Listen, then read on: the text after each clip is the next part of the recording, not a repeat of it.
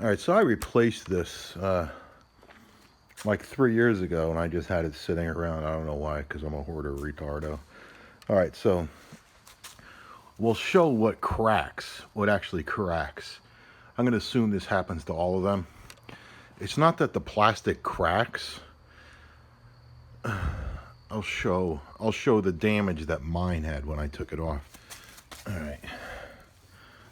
So you flip it over, and what you're going to get, I'll just go. You have fluid coming through here. You have fluid coming through here. I think.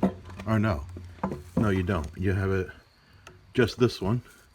This one. So that is going to be back left. That's where people say it cracks. Well, it's not cracking up here, and I'll show you what's going on. So you have fluid go through here. You have to go through the front and the left, and this is what happens. Observe, because mine was leaking up front, and actually both sides had the issue, but only one of them it was actually leaking. So as you see, this is what cracks. This chips off, and then you see your seal here. This is the side mine was leaking on, and that's probably why, because this rubber seal eventually tore. See how you got a seal there? And then on this side, this one is also torn. I mean, cracked, but the seal, but the seal was still holding. You see there? So that's what happens on these Ford intakes. It's not that the physical thing cracks, it's just that over at the seal, this wears and breaks away like that. So in theory, I mean, if you wanted to cut, if you didn't want to buy a new one, because you just don't have the money, you could probably RTV this whole area. And, well, you should see there's supposed to be a seal, this metal to here, so you'd RTV there, maybe get a seal. But, you know, if you don't have the money, you could probably RTV this all up and put it back on and RTV it down, and you'd probably be good for a while. Taking these off is simple, very simple. I mean, of course, I'm not going to show this because I already have it off. But when you replace it, make sure you keep, there's going to be a foam thing that covers this. Make sure you keep your original, no matter how destroyed it is, because it's protecting the heat from the engine. But these are pretty simple. You just got to pull.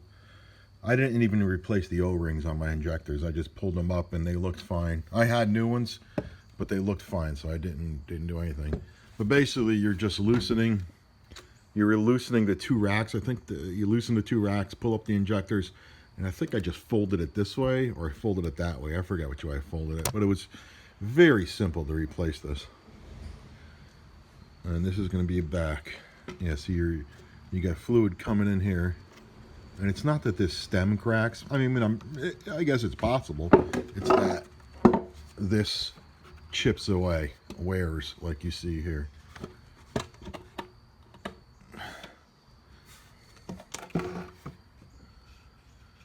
And so in a pinch, you know, that's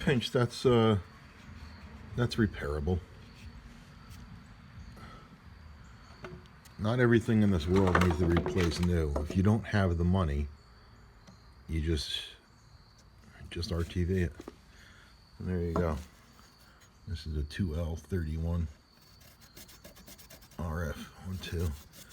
I mean, back when I did this, it was my only car, so I was in a rush, and I got the stupid Dorman when I should have went and bought the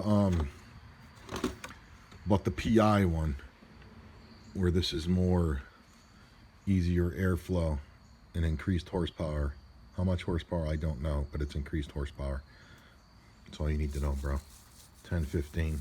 Just keep throwing numbers up there until you're up to like 400 horse from NA. Yeah, that's what I'm talking about. All right, so there you go.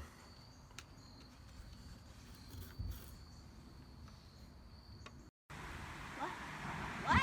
Touch the ground. I know, I want to watch you fall. Oh, I Oh, look at that. Oh, is that the doggy paddle?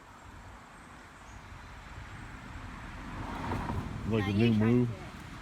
What? No. Do it. No. Do it. Do Oops. Ow. Do it. I'm barefoot though. I did it there. Sure, do it again. No.